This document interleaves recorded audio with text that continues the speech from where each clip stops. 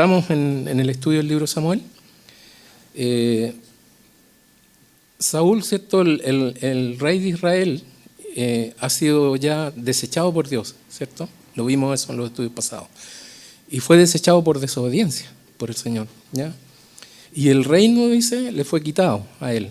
En 1 Samuel 15, 23, vemos que dice, porque como pecado de adivinación es la rebelión, y como ídolos e idolatría la obstinación, por cuanto tú desechaste la palabra de Jehová, él también te ha desechado para que no seas rey. Compara, ¿cierto?, la desobediencia con pecado de adivinación, rebelión, obstinación. Y si alguien era obstinado, ese era Saúl, ¿cierto? Y dice además que Dios se proveyó otro hombre para ser el rey de Israel. Y en el capítulo 16, versículo 1 dice, dijo Jehová a Samuel, ¿hasta cuándo llorarás a Saúl, habiéndolo yo desechado, para que no reine sobre Israel? Llena tu cuerno de aceite y ven, te enviaré a Isaí de Belén, porque de sus hijos me he provisto rey. Samuel, ¿cierto?, lamentaba y lloraba mucho por Saúl. Y el Señor le dice, ya no, hay trabajo que hacer. Samuel va a la casa de Isaí, ¿cierto?, en busca de este nuevo rey para Israel. Y 7 de los hijos de Isaí pasaron delante de Samuel, pero ninguno el Señor había elegido, ¿ya? Y a pesar de que Samuel, ¿cierto?, ve a uno de los hijos, a Eliab, de Samuel, y lo ve, este es el rey, ¿cierto? El Señor le dice, no. En el versículo 7 de 1 Samuel 16 dice, y Jehová respondió, no mires a su parecer, ni a lo grande de su estatura, porque yo lo desecho. Porque Jehová no mira lo que mira el hombre, pues el hombre mira lo que está delante de sus ojos, pero Jehová mira el corazón. Y nadie se acordó del Benjamín, ¿cierto? El pequeño, ¿ya?, que estaba en el campo cuidando ovejas. Hasta que Samuel pregunta, ¿hay más? Y en el versículo 11 de ese mismo capítulo, ¿cierto?, Samuel dice, ¿son estos todos tus hijos? Y él respondió, queda aún el menor, que apacienta ovejas. Y dijo Samuel a Isaí, envía por él, porque no nos sentaremos a la mesa hasta que él venga aquí. Envió pues él y le hizo entrar. Y era rubio, hermoso de ojos y de buen parecer. Entonces Jehová dijo, levántate, úngelo, porque este es. Y Samuel tomó el cuerno del aceite y lo ungió en medio de sus hermanos. Y desde aquel día en adelante el Espíritu de Jehová vino sobre David. Se levantó luego Samuel y se volvió a Ramá. Desde ese punto en adelante, ¿cierto?, comienza el ascenso de David, de estar ahí en el campo cuidando ovejas. Y también junto con eso se hace más patente el descenso de Saúl, ¿cierto? David va en ascenso, Saúl sigue en decadencia. Vemos que el Espíritu de Dios se aparta de Saúl y que un espíritu malo lo atormenta, ¿cierto? En el versículo 14 de ese capítulo dice, el Espíritu de Jehová se apartó de Saúl y le atormentaba un espíritu malo de parte de Jehová. Y los que servían a Saúl, ¿cierto?, le aconsejan que busque a alguien que toque arpa, le dice, para calmar el tormento que lo asediaba. Y uno de sus criados le dice, menciona a David, el hijo de Isaí. Y me llama la atención porque mira la descripción que hace ese criado de David en el versículo 18 del capítulo 16. Dice, entonces uno de sus criados respondió diciendo, he aquí, yo he visto a un hijo de Isaí de Belén, que sabe tocar, es valiente, vigoroso y hombre de guerra, prudente en sus palabras y hermoso. Y le da la clave, y Jehová está con él. Esa frase la vamos a encontrar a lo largo de todo este libro, ¿ya? Y así llega David a la presencia del rey, de Saúl.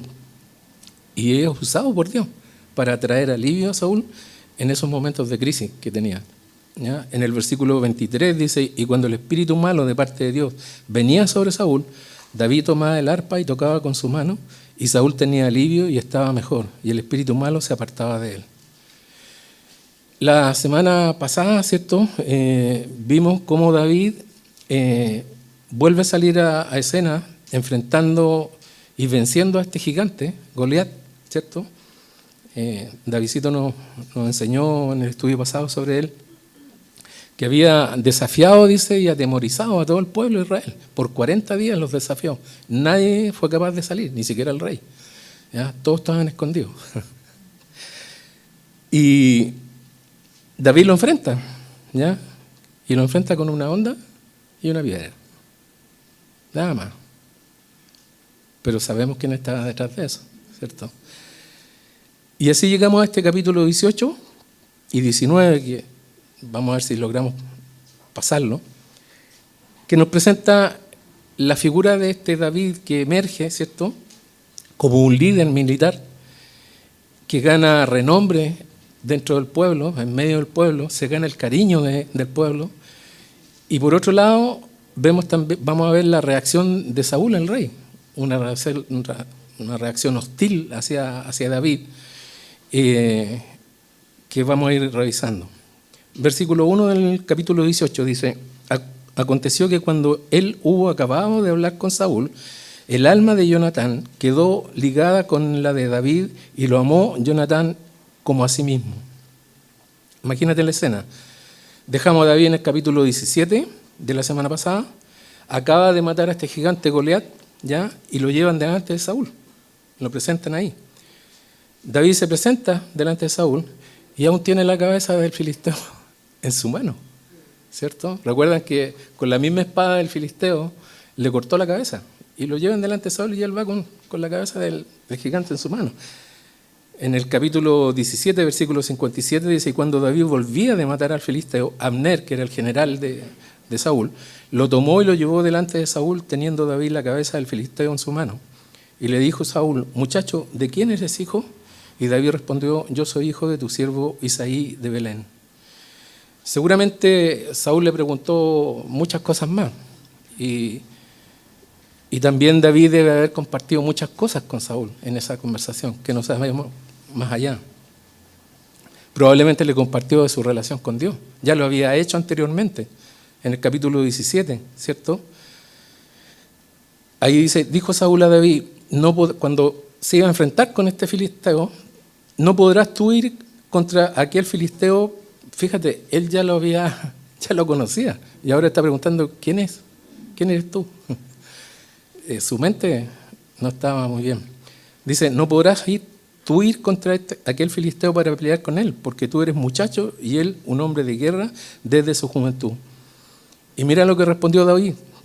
Dice: tu siervo era pastor de ovejas de su padre, y cuando venía un león o un oso y tomaba algún cordero de la manada, salía yo tras él y lo hería y lo libraba de su boca. Y si se levantaba contra mí, yo le echaba mano de la quijada y lo hería y lo mataba. Fuese león, fuese oso, tu siervo lo mataba. Y este filisteo incircunciso será como uno de ellos, porque ha provocado al ejército del Dios viviente. Añadió David: Jehová me ha librado de las garras del león y de las garras del oso. Él también me librará de la mano de este filisteo. Y dijo Saúl a David: ve y Jehová esté contigo. Ese era David, ese pequeñito que estaba en el campo, tenía esa alma de un hombre de guerra también. Y Jonatán, el hijo de Saúl, escuchó esta conversación, ¿cierto?, que tuvieron su padre y David. Y algo pasó con él. La Escritura nos dice que el alma de Jonatán quedó ligada con la de David, dice, y lo amó Jonatán como a sí mismo. Y vamos a ver que, a diferencia con su padre Saúl, para quien David representó una amenaza, en cambio para él fue el comienzo de una amistad que duró toda la vida, ¿ya? Si alguien podía sentirse amenazado, ¿cierto?, era Jonatán. Él era el heredero del trono, que legalmente le correspondía cuando su padre falleciera. Entonces, si alguien podía estar amenazado por David, por lo que estaba haciendo, era él, pero él no actuó de esa manera. Todo lo contrario, ¿ya? Ahora, ambos eran muy parecidos. Por eso nos extraña mucho que nazca esta amistad tan fuerte, ¿ya?, que algunos han malinterpretado. Los comentaristas dicen que ambos tenían más o menos edades similares. Probablemente Jonatán tenía algunos años más que David. Pero ambos eran hombres valientes y de acción. Nosotros ya vimos en el capítulo 14 la hazaña que hizo Jonatán con los filisteos, ¿se acuerdan? Cuando fue solo con su paje de armas, ¿cierto? Y atacaron el campamento solo de los filisteos, y lo que eso significó. Y a David lo vimos la semana pasada en el capítulo 17, cuando enfrentó a este gigante. Tenían muchas cosas en común, pero lo más importante es que ambos eran hombres de fe, ¿cierto? Tanto Jonatán como David tenían un corazón por Dios. Y esa es la razón principal de su amistad, ¿ya? Podían tener muchas cosas afines, pero eso fue lo que los unió de la manera como se unieron en esa amistad tan fuerte. Y como dije, algunas personas toman este texto para tratar de desvirtuar lo que realmente dice la Escritura aquí, en cuanto a la amistad de ellos. Y lo usan muchas veces para afirmar que entre Jonatán y David, ¿cierto?, había una relación tipo homosexual, ¿ya?, por los términos que se usan, intentando justificar, ¿cierto?, a través de la Biblia ese tipo de relaciones. Pero nada más alejado de la verdad, de lo que la Escritura dice.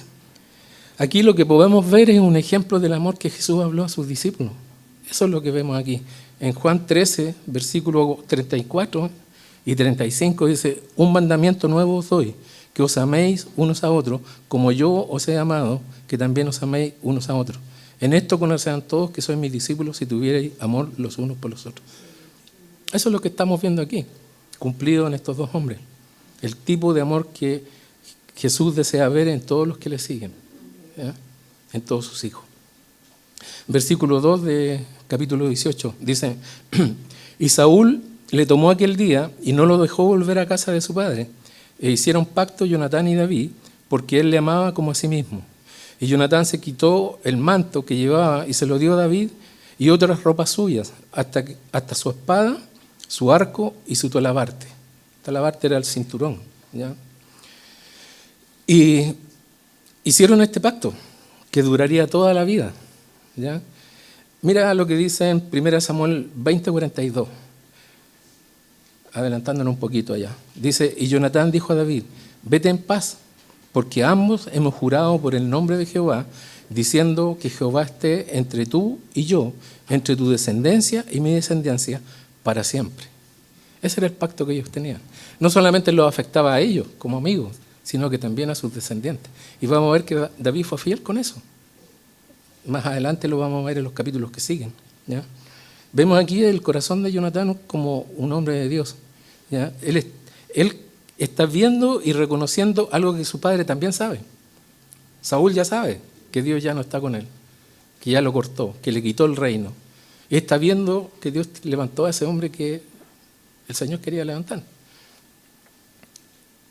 Ya Samuel también ya se lo había declarado, pero por su orgullo, su soberbia, le impide reconocer eso y porfiadamente sigue adelante. Cuando David le entrega sus ropas, lo vimos ayer en el estudio de hombres, y sus armas, que eran las cosas que mostraban la posición de Saúl, o sea, de Jonatán, como heredero del trono. No era cualquier ropa, eran ropas reales, ¿cierto? Vestimenta real. Está reconociendo que David es el hombre que Dios ha escogido para el trono de Israel, ¿ya?, para ser el próximo rey. ¿Y qué es lo que hace? Humildemente se pone a su disposición. Es la reacción de un hombre que su corazón está realmente sometido al Señor, ¿ya? Acepta su voluntad sin reparo, sin cuestionamiento, sin nada. Y el corazón de este hombre no estaba en el trono humano, sino que estaba en cumplir la voluntad de Dios, ¿ya?, al cual él amaba, igual que David. Versículo 5 dice: y salía David a donde quiera que Saúl le enviaba, y se portaba prudentemente. Otra palabra que vamos a ver a través de todos estos capítulos, o por lo menos de estos dos capítulos. Y lo puso Saúl sobre gente de guerra, y era acepto a los ojos de todo el pueblo y a los ojos de los siervos de Saúl. David no se enalteció para nada por todo lo que estaba pasando con él. Imagínate, nunca debemos olvidarnos de dónde lo tomaron. Del campo, cuidando ovejas, pastor de ovejas. Y nunca debemos olvidarnos de dónde nos sacó a nosotros el Señor también, ¿ya? Si estamos aquí hoy día y somos lo que somos, es por la gracia de Él, nada más.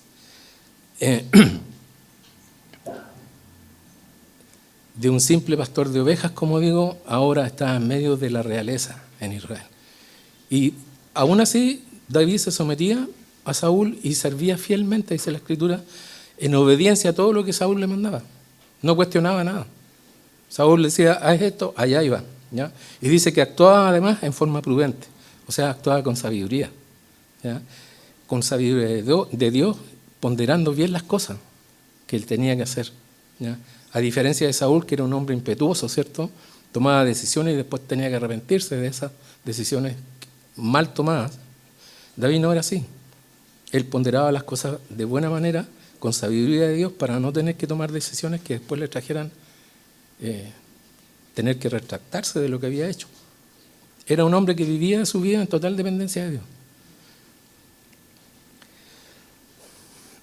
Ahora, él podría haber tomado una actitud diferente, claro que sí, pues. Él sabía que era el próximo rey de Israel. Podría haber llegado con otra actitud a ese lugar. No lo hizo. Permaneció humilde en obediencia y sujeción.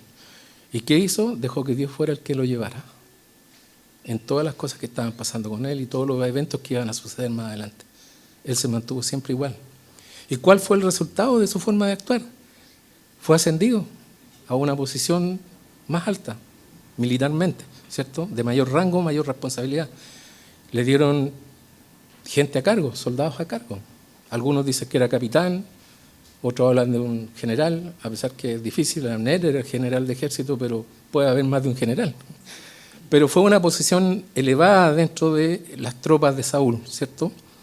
Y dice además que David era acepto a los ojos de todo el pueblo y a los ojos de los siervos de Saúl. O sea, todo el pueblo de Israel amaba a David, incluso los hombres de guerra que servían a Saúl, ¿ya? Apreciaban a David. David, en el fondo, se ganó el cariño de todos. ¿Con qué? Con su forma de actuar, con su forma de vivir. El Salmo 147:6 dice: Jehová exalta a los humildes y humilla a los impíos hasta la tierra. Y es lo que David está haciendo aquí, dejando que Dios vaya haciendo y exaltándolo como Él quiera. Hay bendición en la obediencia, nunca debemos olvidar eso. No importan las circunstancias, pero la obediencia a Dios siempre va a traer bendición.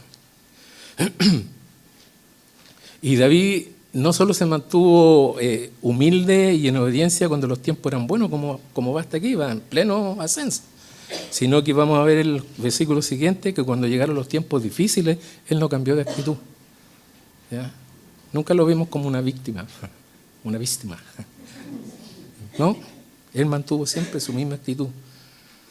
Y un ejemplo para nosotros, porque es lo que debemos hacer en los tiempos buenos y en los tiempos malos, ¿cierto? Mantenernos bajo la mano y la cobertura de Dios y obedeciendo lo que Él nos lleve a hacer, porque van a venir tiempos difíciles, ¿no? Eso es algo inevitable.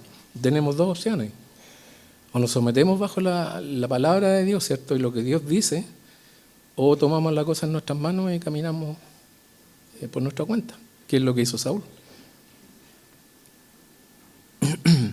Versículo 6 dice: aconteció que cuando volvían ellos, cuando David volvió de matar al filisteo, salieron las mujeres de todas las ciudades de Israel cantando y danzando para recibir al rey Saúl, con panderos, con cánticos de alegría y con instrumentos de música. Y cantaban las mujeres que danzaban y decían: Saúl hirió a sus 1000 y David a sus 10.000. Y se enojó Saúl en gran manera y le desagradó este dicho. Y dijo: a David dieron 10.000 y a mí 1000. No le falta más que el reino. Y desde aquel día Saúl no miró con buenos ojos a David. Aquí vemos el corazón de Saúl, el corazón de un hombre sin Dios. Y empieza esta mala onda, diríamos nosotros, ¿cierto? La popularidad que tenía David se convierte en una amenaza para él, ¿ya? Y este cántico reflejaba esa popularidad de David en medio del pueblo. Pero va a desatar los deseos más siniestros de este hombre, ¿ya? Comienza con enojo, desagrado, envidia, celos. Es una creciente, ¿cierto? Poco por poco. Nótese que en el versículo 6 dice que salieron las mujeres de todas las ciudades de Israel cantando y danzando para recibir ¿a quién? Al rey Saúl. No salieron a recibir a David. Dice con panderos, con cánticos de alegría y con instrumentos de música. Salieron para recibirlo a él, pero Saúl no se conformaba con eso. Bastó una frase de la canción, ¿ya? Porque él no se conformaba con los miles. Él quería los 10.000, ¿cierto? Es un contraste muy marcado entre Saúl, un hombre sin Dios, al cual le preocupa lo que la gente dice, ¿cierto? Y a David, un hombre para el cual es más importante lo que Dios dice que lo que la gente pueda decir o hacer. Ahora, una pregunta: ¿quién ganaba con los triunfos y las victorias de David? Ganaba él, ¿cierto? Ganaba Saúl como rey de Israel. Pero él no puede ver eso. Su corazón está tan mal que no le permite ver eso. ¿Ya? Y estos síntomas son una mala señal en el corazón de una persona. Y no solamente se da en el corazón de Saúl, hoy día también se da en los corazones de nosotros, de la gente. Especialmente si se trata de un creyente. ¿Qué sentimos nosotros cuando vemos que alguien se destaca espiritualmente o ¿cómo se llama? Económicamente, no sé, es bendecido? ¿Qué pasa con nuestro corazón? ¿Nos alegramos con la persona por esas bendiciones materiales o espirituales? ¿O nos pasa algo similar a lo de ¿por qué él y no yo? ¿Cierto? Yo voy a la iglesia, este otro no, ni cree en Dios, pero tiene bendiciones quizás materiales mucho más que lo que yo tengo. Yo siempre estoy con lo que necesito. Eso es lo que prometió el Señor. Todo lo que necesitéis va a estar ahí. Ahora, si se parece a lo que vemos aquí en Saúl, nuestra reacción, entonces tenemos un problema grave. Para Saúl fue grave. Y si no lo solucionamos, toda esa creciente va a dar paso a raíces de amargura en el corazón. Y eso es mucho más difícil sacar. Cuando esas cosas se arraigan en nuestro corazón, al final toman el control de nosotros y nos hacen la vida cuadrito espiritualmente, porque conocemos lo que debemos hacer pero no lo hacemos, esa lucha. Entonces cuando pasa algo así, mejor vamos a los pies del Señor ya y Señor, perdóname, limpia mi corazón y pon ahí lo que debe estar. Dice, y desde aquel día Saúl no miró con buenos ojos a David. Desde ese momento todo lo que David hacía se convertía en algo sospechoso para Saúl. ¿Cómo puede una persona vivir así? Día a día. Versículo 10 dice, aconteció al otro día que un espíritu malo de parte de Dios tomó a Saúl y él desvariaba en medio de la casa. David tocaba con su mano como los otros días y tenía a Saúl la lanza en la mano. Este espíritu malo sobre Saúl lo vimos por primera vez en el capítulo 16, ¿cierto? Y vino después de que el espíritu de Dios se apartó de Saúl. Este espíritu malo vino. Ahora, cuando dice aquí que un espíritu malo vino de parte de Dios, no significa que Dios lo mandó. Dios permitió que ese espíritu actuara en Saúl. Y a veces es la forma como Dios corrige. ¿Ya? Siempre tenemos que tener en cuenta que Dios está más interesado en nuestra alma que en nuestro cuerpo, ¿cierto? A veces podemos tener una enfermedad que no se va a mejorar hasta que partamos, pero Él está más interesado en nuestra alma, en nuestro espíritu. Y si eso significa que nuestro cuerpo tiene que padecer para que no nos perdamos, Él lo va a hacer. Saúl estaba aquí, por lo que dice, fuera de control, estaba balbuceando palabras incoherentes, es lo que dice ahí. Sin sentido, como una persona que está mentalmente perturbada. ¿Ya? Y esa persona mentalmente perturbada tiene una lanza en su mano. Pero David, el futuro rey de Israel, ¿qué estaba haciendo? Como lo había hecho antes, tocaba música, calmadamente. ¿Para qué? Para aliviar el tormento de Saúl. Vemos ahí el contraste entre estos dos hombres. Un hombre que busca a Dios y un hombre que desechado por Dios, y no desechado porque Dios sea malo, porque él no quería seguir a Dios. Versículo 11 dice, y arrojó Saúl la lanza, diciendo, enclavaré a David a la pared, pero David lo evadió 2 veces. En esta oportunidad la música no calmó a Saúl, no surtió efecto y finalmente lanza la lanza para matar a David. Trágico la vida de este hombre, sigue en su caída, ¿ya? Comenzó con un enojo, desagrado, pasó a transformarse en envidia, celos y ahora intento de asesinato. Pero lo que Saúl no entendía es que no podía tocar a David, por mucho que lo intentara. Porque como la Escritura nos dice a través de varios pasajes, Jehová estaba con David. Y hasta que el propósito de Dios con David fuera cumplido en la vida de ese hombre, él no podía tocarlo. No lo podía tocar. Y así pasa con cada uno de nosotros. El enemigo no puede tocarnos si Dios no lo autoriza, hasta que Dios cumpla su propósito con nosotros. Está patente en el libro de Job. Uno lo puede ver ahí. Ahora, ¿podía David responder físicamente? Claro que sí. Había muerto a un gigante de casi 3 metros, pero él no hace nada, ¿ya? Claro que podía enfrentarlo, pero él dejó que Dios se hiciera cargo de las dificultades que estaba enfrentando. Ahora, ¿cuál es nuestra reacción cuando nos vemos atacados? A lo mejor no con una lanza, pero cuando hay mentiras en nuestra contra, calumnias, malos tratos, malas palabras, ¿cuál es nuestra reacción? Somos, como dicen por ahí, mechita corta, prendemos con agua, como dicen. ¿Cómo reaccionamos? En nuestra casa, con nuestra esposa, con nuestros hijos, con nuestros compañeros de trabajo, con algún vecino medio pesado. Miren lo que dice Romanos 12, versículo 18. Si es posible, en cuanto dependa de vosotros, estad en paz con todos los hombres. Eso es lo que dice la Escritura. Y es lo que hizo David. Él podía haber respondido, pero dependía de él hacerlo o no hacerlo. Y él tomó la decisión, no lo hizo. Igual para nosotros. Depende de nosotros. Dice ahí, si es posible, en cuanto dependa de vosotros. Porque nosotros podemos tener la intención y hacerlo. Puede que el otro no lo reciba, pero eso ya no es tema mío. Pero de nosotros depende qué decisión tomamos. Y el versículo 19 dice, no os venguéis vosotros mismos. Amados míos, dice Pablo, sino dejad lugar a la ira de Dios, porque escrito está, mía es la venganza, yo pagaré, dice el Señor. Así que si tu enemigo tuviera hambre, dale de comer. Si tuviera sed, dale de beber. Pues haciendo esto, ascuas de fuego amontonará sobre su cabeza. No seas vencido de lo malo, sino vence con el bien el mal. David se lo dejó a Dios y vemos el resultado. Mucho más productivo que si él hubiera tomado la venganza en su mano.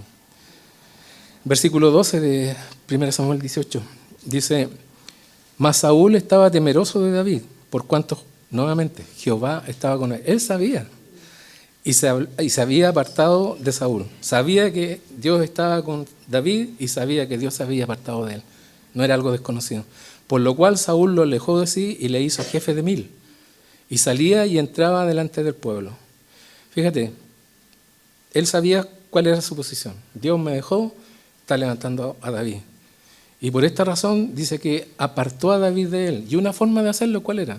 Puso 1000 soldados a su cargo y los mandó a pelear. ¿Cuál era la esperanza que él tenía? Que David muriera en batalla y que no muriera por su mano. ¿Ya? Ahora, lo alejó de sí. ¿Se ha dado usted cuenta que para los no creyentes un cristiano es molestoso? ¿Cierto? Es como, no me gusta estar cuando está él, no me gusta compartir con él. ¿Por qué? El no creyente no le gusta ver reflejados sus pecados cuando está frente a un cristiano. El cristiano no toma, yo tomo. Él no fuma, yo fumo. Y quizás cuantas cosas más, ¿cierto? Son molestos, incluso dentro de las propias familias. ¿Te ha pasado? Yo cuando llegué a Cristo, mi familia desapareció. De visitas constantes a la casa, ¿cierto? Buena onda. Nadie. ¿Por qué? Es molesto. Y es lo que Cristo dijo que iba a pasar. Mira lo que dice Mateo 10:34. Dice Cristo, Jesús hablando, no penséis que he venido a traer paz a la tierra. No he venido para traer paz sino espada. Porque he venido para poner en disensión, en contra, ¿cierto? Al hombre contra su padre, a la hija contra su madre, y a la nuera contra su suegra, y a los enemigos del hombre, y los enemigos del hombre serán los de su casa. Y eso es lo que pasa. Pasa generalmente cuando llegamos a Cristo. Amigos, familia, ya no es lo mismo. Ahora vamos a ver en los versículos que siguen que Saúl, al no poder matar a David, él, por su mano, va a usar estrategias distintas, ¿ya? De pedirle cosas que pongan la vida de David en peligro. Y esta es una de ellas, ¿ya? Te doy la bendición de ponerte 1000 soldados a cargo y anda a pelear las guerras de Israel, con la esperanza de que él no volviera. El 14 dice, y David se conducía prudentemente, nuevamente, la misma palabra, se conducía prudentemente en todos sus asuntos. Y otra vez, y Jehová estaba con él. El autor hace énfasis en el comportamiento de Saúl y que lo respaldaba. Y viendo Saúl que se portaba prudentemente, tenía temor de él, le provocaba miedo. Mas todo Israel y Judá amaba a David porque él salía y entraba delante de ellos. Entonces, nada de lo que Saúl intentaba en contra de David funcionaba. ¿Por qué?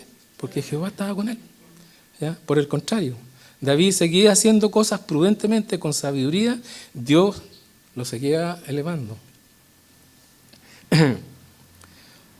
Y eso provocaba más el desconcierto de este hombre, hasta provocarle temor a Saúl.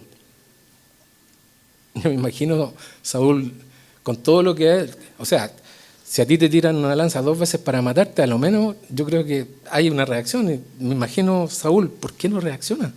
¿Por qué no hace nada? Porque si David hacía algo en contra del rey, ¿qué pasaba? Lo acusaban de traición, muerto, legalmente. Nada. Ahora, ¿cuántos de nosotros habríamos soportado esa presión que soportó David? ¿Sabe cuánto duró esta estrategia de perseguir para matarlo? 10 años aproximadamente, en la misma condición. Muchas veces nosotros reaccionamos ante cosas pequeñas, ¿cierto? Alguien nos dijo una palabra que no nos gustó y explotamos. David no. Dice que seguía actuando prudentemente en todo. No lo vemos quejarse, nada. ¿Por qué dice? Porque Dios estaba con él. Esa era la fuente de su prudencia, de su sabiduría, de su dominio propio, ante toda esta presión que estaba experimentando por tanto tiempo. ¿Y cuál era el resultado? Todo el pueblo de Israel, dice, amaba a David porque él salía y entraba delante de ellos. Y esta frase aquí, que entraba y salía delante de ellos, es una frase en hebreo que quiere decir que David llevaba a cabo exitosas campañas militares en contra de los enemigos de Israel. El pueblo lo adoraba, lo amaba, peleaba su guerra y las ganaba. Versículo 17. Dice, entonces dijo Saúl a David, he aquí yo te daré a Merab, mi hija mayor, por mujer, con tal, fíjese bien, escuche, con tal que me seas hombre valiente y pelees las batallas de Jehová. Mas Saúl decía, no será mi mano contra él, sino que será contra él la mano de los filisteos. O sea, los filisteos lo van a matar. Y Saúl está cumpliendo aquí una promesa que hizo en el capítulo 17. No sé si se acuerda, ¿cierto? Cuando iban ¿quién pelea contra este gigante? ¿Cierto? Él hizo una promesa. En el versículo 17, ese capítulo 17, versículo 25. Dice, y cada uno de Israel decía, ¿no habéis visto aquel hombre que ha salido? Él se adelanta para provocar a Israel. Y dice, al que le venciere, el rey le enriquecerá con grandes riquezas y le dará su hija y eximirá de tributos a la casa de su padre en Israel. Esa promesa hizo él. Ahora está retomando esa promesa, no sé cuánto tiempo después, ¿ya? Y se la da a David, que era el que mató al gigante. Pero como hay un dicho chileno que dice, Saúl no da a puntar sin hilo. No, él ya tenía su plan, ¿ya? David había sido el hombre que mató a Goliat. Y Saúl usa esta promesa, como había dicho, pero le pone una condición, que no está en la promesa inicial, ¿cierto? Dice que David pelee las batallas contra los filisteos. En ninguna parte decía eso, en la promesa que él hizo. Ahora la incorpora. ¿Por qué? Porque quiere que Saúl sea muerto por los filisteos, ¿ya? La mente retorcida de este hombre, manipuladora, ¿cierto?, de Saúl, sigue planificando cómo matar a David. Y fíjate, no le importó usar el nombre de Dios. Dice que pelees las batallas de Jehová.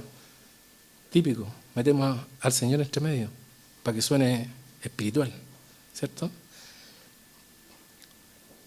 Mira lo que dice David en el Salmo 139:4.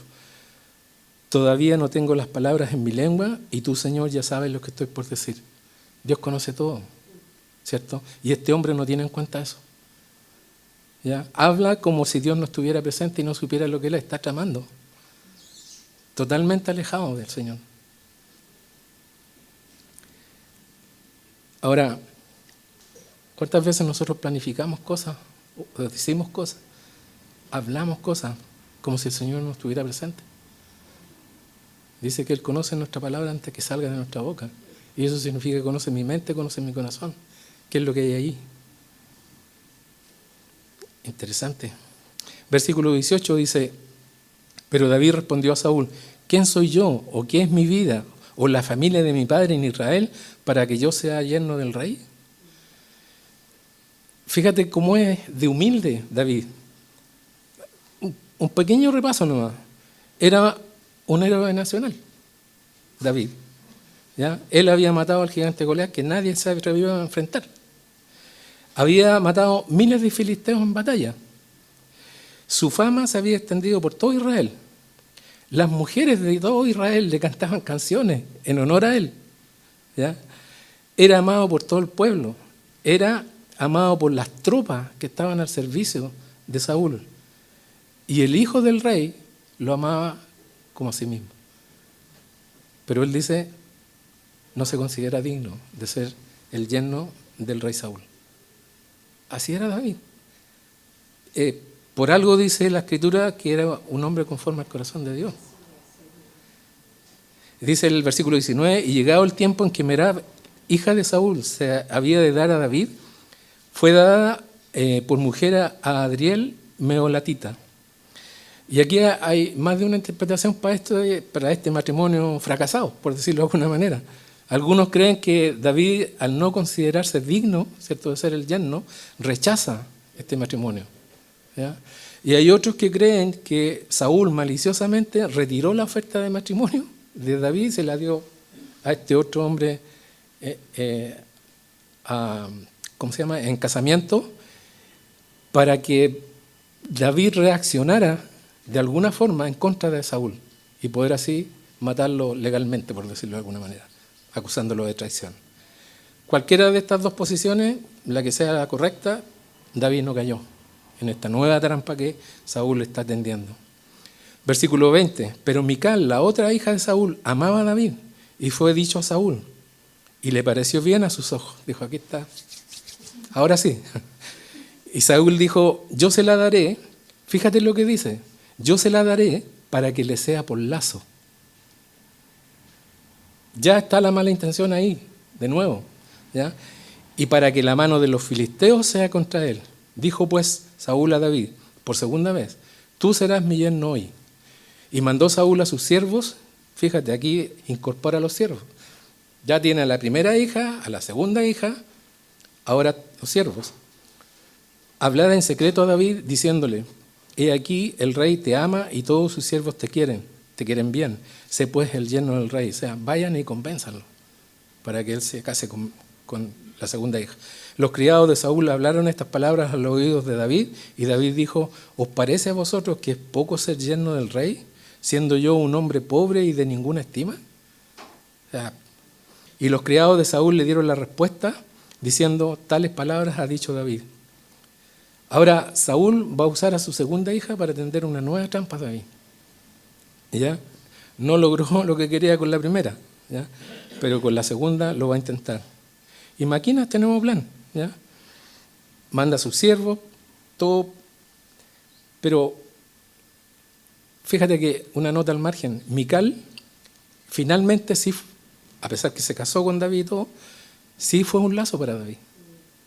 Lo vamos a ver más adelante en el libro de 2 Samuel, en el capítulo 6. ¿Ya? Ella era una mujer que no era una mujer que buscara de Dios. Y finalmente su matrimonio no funcionó.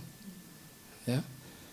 Pero no era esa la intención de Saúl, era más inmediata. ¿Ya?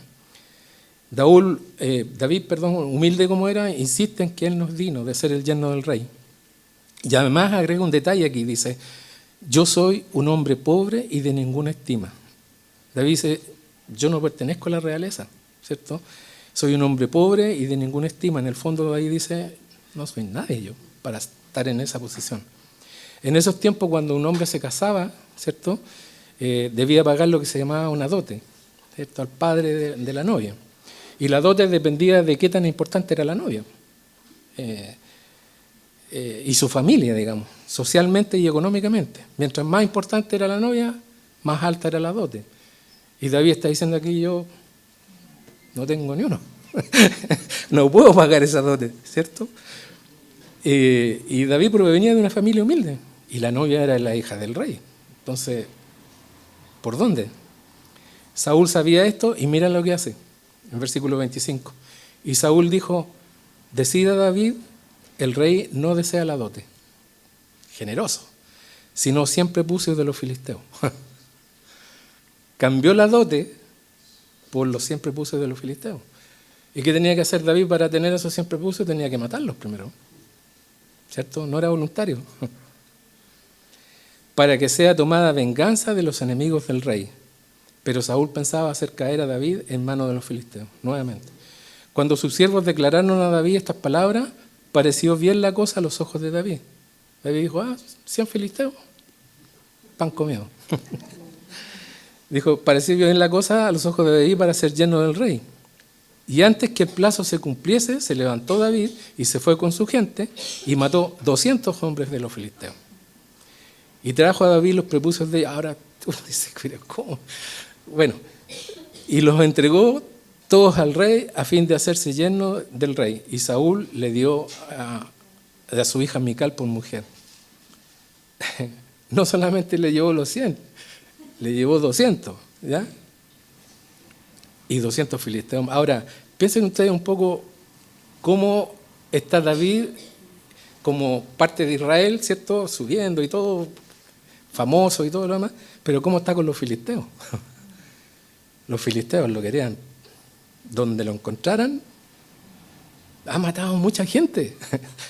El versículo 28 dice: pero Saúl, viendo y considerando nuevamente que Jehová estaba con David y que su hija Mical lo amaba, tuvo más temor de David. Y fue Saúl enemigo de David todos los días. Y salieron a campaña. Mira, los príncipes filisteos salen a campaña parte motivado por esto. ¿Ya? David estaba haciendo estragos en medio de ellos. Y salieron a campaña los príncipes de los filisteos, y cada vez que salían, David tenía más éxito que todos los siervos de Saúl, por lo cual se hizo de mucha estima su nombre. Mientras más se esforzaba Saúl, ¿cierto?, por matar a David, Dios más lo exaltaba a David. ¿Ya? ¿Por qué? Porque Jehová estaba con David. Dice.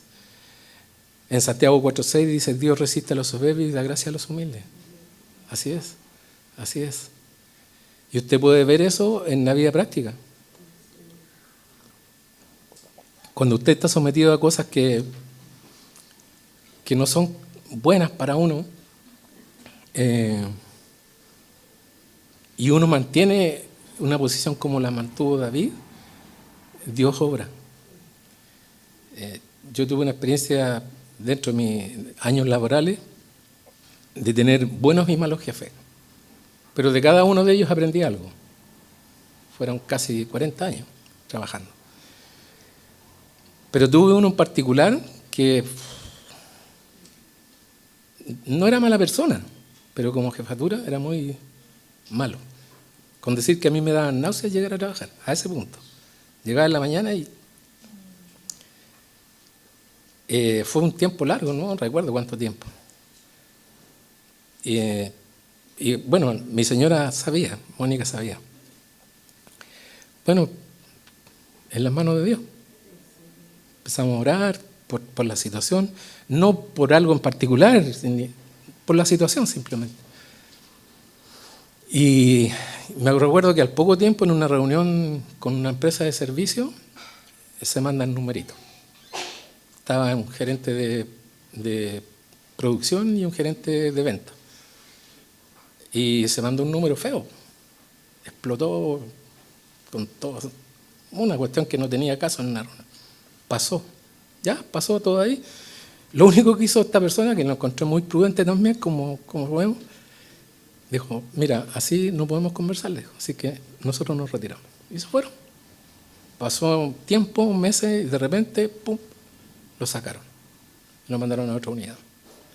Pasaron otro tiempo, meses, a otra unidad.